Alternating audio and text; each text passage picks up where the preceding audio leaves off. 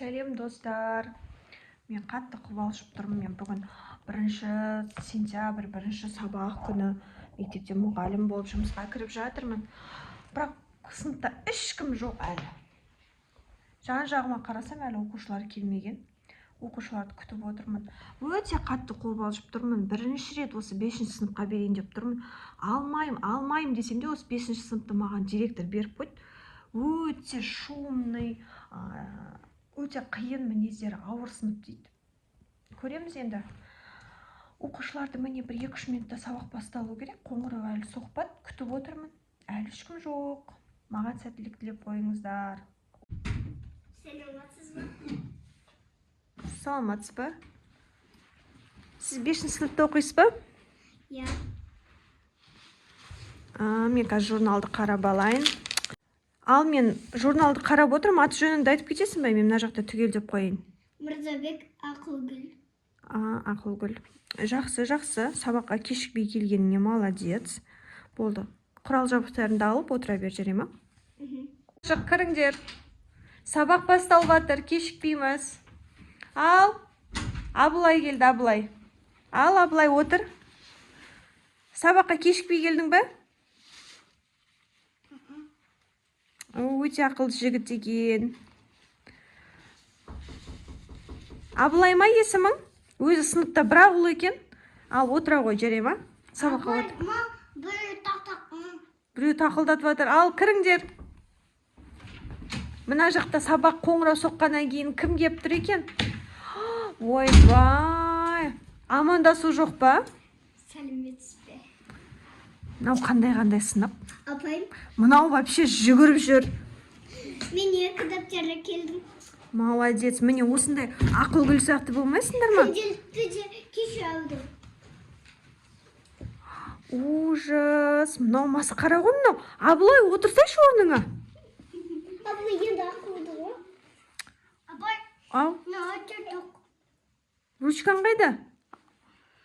Әні, ручкасыз, құрал жабдықсыз келді. Еще менде пенал бар. Сабақтың бірінші күні сенде артық ручка бар ма? Бар. Бере қойшы, Ақылгүл, мына жақта Абылайдың не құрал жабдығы түгел емес. Сен мынау не мынау жануарлар туралы кітап алып келген не сен?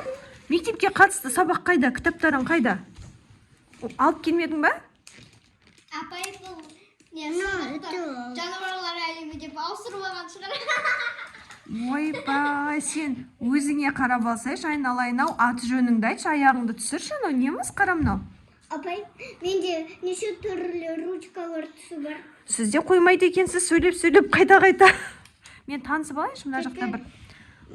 Ақ. Мен байдың қызымын. Болды ма? Атың кім? Байдың қызы? Балжан. Ойбай, Балжан. Ал, журналды көрейік, иә. Балжан бар екен. Балжан, бірінші тәртіпті сақтаймыз. Сіз мектепке келіп отырсыз. Аяғыңызды көтердіңіз. Енді мына сумкаңызды алып тастасаңызшы. Кітаптарыңыз қайда? Құрал жабдықтарыңыз қайда? Мен мына бір сабақ басталмай жатып, қоңырау соғып қойды, кітапқа кіріспек түгілі тәртіпті түзей алмай жатырық. Молодец, әні. Абылай кішкене бұл, в общем, сыныппен шатасып кеткен бала сияқты. Ақылгүл, бүгін қандай тақырып өтеміз? Бүгін ба? Ол заманда бұл заман. Сыныпта отырып, боянып отыр. Мен қазір директорға кіргізем ғой сізді, мына тәртібін күш. Директорды шақыра беріңіз. Тура көз алдыма да шақыра беріңіз. Мен байдың қызымын, маған бәрі болады. Не істедім білмей қалдым ғой, әлгі жерде. Сөйлеуге шамам болмай. Конечно, мен байдың қызымын. Сізге апай сөз айтуға да. Жаным Балжан, сіз өте оқушысыз, тәртіпті болуыңыз керек. Аяғыңызды түсіріп отырасыз ба? Жақсы, енді сумкаңыздан шығарыңызшы, құрал Не керек сізге, не керек? Мынаның ішінде не керек?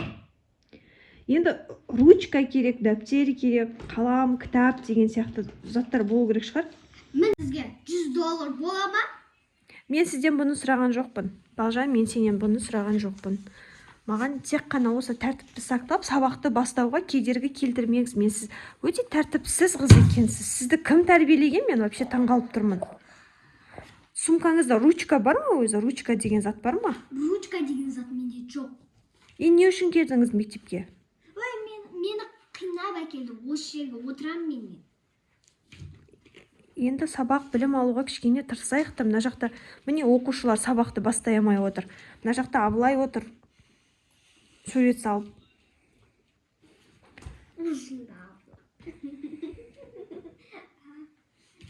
Мазақтама.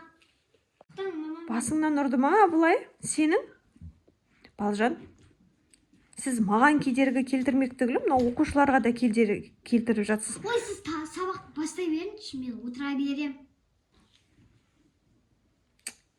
Не істейміз? Тек қана сабақты осы Ақылгүлдің құлағына отырып оқи бере ма? Осы қызға ғана білім керек сияқты. Молодец.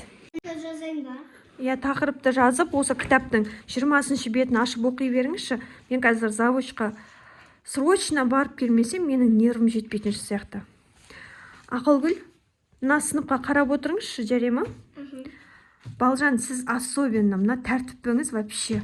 Тыныш отырыңыз, түсіндіңіз ба? Мен ақшамды санап отыра берем. Барам да келем мен. Барсаңыз да бара беріңіз. Ақылгүл, сен маған дәптер, ручка бәрін жазып бер, түсіндің ба? Көшіріп өзіңнен. Сенде жоқ қой дәптер. Өзіңнен аласың. Менде басқа дәптер жоқ. Қан көрейінші. Маған осыған жазып бер, түсіндің ба? Жоқ. Апайға айтам. Айсан айта бер маған бәрі. Еще бойыны бала. Бойынса не болыпты, өзіне қарап ал, бірінші очкарик. Сен маған бүйтіп істеуге қақың жоқ, түсіндің ба? Мен байдың қызымын, сені осы мектепте шығара салады бәрін үшін. А зато мен отличницамын. Отличница болса не істейін ал. Күнде 5 алам. Алсаң, ала бер, маған бәрі саған той жасап бермейтін шығар. Короче, жазып бересің ғой, мен қазір келем ғой. Ақшамды тақырыпты жазып берем. Мына сабақтан кетіп қалайын ба? Что-то скучный болып жатыр. Мен ақша миллион, өзім баймын. Бір машина сатып алу керек сияқты. Айфон қасына сол киімін алу керек. Все, Ақылгүл, короче, жазып саласың ғой маған. Апай сұраса мені әжетханаға кетті дей саласың. Пока. Апайға енді не айтам? Туй, осы ше? Ал, оқушылар тыныш отыр. Я? Қайда? Апай. Ал. Осы бұл жөнше кетіп қалды, маған жазып бер деді. Мүлдем тыңдамады. Ал, апай кетті деді. Именно бастады менің ручкамды құртып. Ой, бұл мен буквально бір 5-10 минутқа шығып кетіп ем. Осындай бір не болды ма? Кім тоқылдатып тұр? Кіріңіз. Я, Балжан, сіздің кетіп келіп жүргеніңізді естідім. Бұны қалай түсінуге болады? Машинаны алуға кетті. Бұрышқа тұрыңыз. Мен сіздің кімнің қызыңыз екені маған маңызды емес. Білім маңызды. Ана бұрышқа барып тұрыңыз қазір. Дәл қазір мені сыйламағаныңыз үшін бұрышқа барып тұрың. Мен тұрмайым. Осы үшін жауап бересің, түсіндің ба? Кетсен де жақсы бұл мектепте. Мен бұрышқа тұр деп айттым ғой, Балжан, сізге. Айтсан айта беріңіз, маған бәрібір. Сонда Ақылгүл, сен бәрі маған айттым. Айтам. Ну не, а? Мынау масқара ғой, мынау менің апай тұр деп сыйламайсың. Нашы, мен кеттім. Хорошо, что ұстабадым. Кішкене уақыттарым. Короче, Ақылгүл Давайте, апай, бай-бай. Мен вообще шок болып тұрмын. Мынау масқара, мен мынандай сыныпты аламын деп, осындай сыныпқа сабақ берем деп ойламаппын. Өзі айналдырған 3-ақ оқушы. Ол біреуі жарайды, оқиды. Екіншісі сөйлемейді. Үшінші әне бүкіл тәртіпсіздігін барлығын.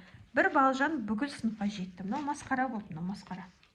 Енді мен білмеймін, жаңа завучқа айттым, енді директорға ескертсем, мені ауыстырыңызшы деп айтпасам, болмаса мына балжан мен осы сыныптың тәртібіне қарасын. Мынау масқара ғой, мынау масқара. Миымыз ашып кетті ғой. Айтпаған сөзі жоқ, көрсетпеген тәртіпсіздігі жоқ. Болды енді. Осы өзімізбен бірге сабағымызды жалғастыра береміз. Бір шамамен сағатқа қарасам, бір 10-15 минут уақытымыз қапты. Күнделігімізді ашып, үй жұмысын жаза берейікші. Жаңа тақырыпты да жазып үлгермедік. Абылай, кітапты алып келіңіз келесі сабақта, жарай ма? Кітап, дәптер, бүкіл құрал жабдық. Мамаңыз қайқа қарап жүр? Сабақ оқытпайды. Бұл 3 жасында қалай 5-ші сыныпта оқиды? Кітаптарыңды дұрыстап салып берсін, жарай ма? Білімді, бірақ вообще садик, бірақ сразу 5-ші классқа кетіп қалды. Сіз сияқты вундеркинд сияқты ғой. Мен күнделікке үй жұмысын жазып болдым, апай. Абылай, мен әлі сабақ аяқталды деп айтқан жоқпын әлі. Абылай, сабақ аяқталған жоқ. Мен мына сыныпқа вообще таң қалдым. Мен сонда жалғыз Ақылгүлмен ғана сабақ өтсем ба? Қайда кеттіңіз? Мен естетем. Ол столовыйға кеттім дейді. Қарныңыз ашты ма? Жарайды, сау болыңыз, пока. Мен мына вообще таң қалып тұрмын. Мына сыныпқа таң қалып тұрмын. Ал енді Қайттан Балжан келді. Қайттан келді. Не үшін келдіңіз? Әкеңіз ұрысты ма? Шешеңіз ұрысты ма? Ешкім ұрыспады. Сабақтың аяқталуына 5-ақ минут қалды, Балжан. Қалса, қалай берсін. Бұл ақша маған керек емес, алып кетіңіз ақша. Не бөліп алыңыздар деп? Естімейсіздер ме? Мен вообще түсінген жоқпын. Ақшаңызды алып кетіңіз деймін сізге. Маған керек емес, ақша маған оқу керек деп айта салыңдар. Ақылгүл, не? Сен мына ақшалар жинап ал өзіңе. Нормально киім алып алсай, анау не киім? Ол ма школьный киім. Школьный болса не істеймін? Тура Шымкенттен алдық. Шымкент, Тараз, мам, бәрібір. Бұл асханадан келді. Ням-ням жеп күлем деді ғой. Күлеміз ау. Болды, ашуланды да кетті қайтты. Ал сіз не істейсіз, кіресіз ба, шығасыз ба? Қоңырау соғып жатыр мына жақта.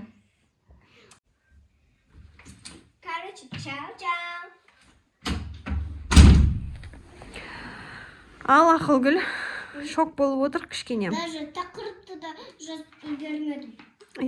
Мына жақта бір түрлі оқушы бар. Мына шашылған ақшаның барлығын директорға апарып, ата-анасын шақыртып, осы ақшаға қызына ми алып берсін деп айтайын. Масқара болды, масқара болды. Әкелмесін, тек қана уколға әкелсін. Дұрыс айтасың, Ақылгүл. Жинала ғой, сабақтан болды, сабақ аяқталды. Дымда өтіп үлгермедік. Осы сынып бойынша тағы да директорға кіріп ақылдасуым керек болды. Сау бол. Ал достар, мынау бір масқара күн болды. Өте қатты шаршадым. 1 қыркүйектен бастап бұлай шаршайтын болсам, мен білмеймін енді. Мына мектепте мені нервім жетпейтін сияқты. Дәріні дәрідей, системада уколдай жейтін сияқтымын ше. Достар, бұл видеодан көргендеріңіздей білімге құштар, білімді, ақылды оқушылар болып жүріңіздер. Балапандар, бұндай жаңағы кейіпкерлер сияқты жаман әдеттен аулақ болайық. Видеоға тіркеліп, лайк басып, комментарий жазуды ұмытпаймыз. Всем пока!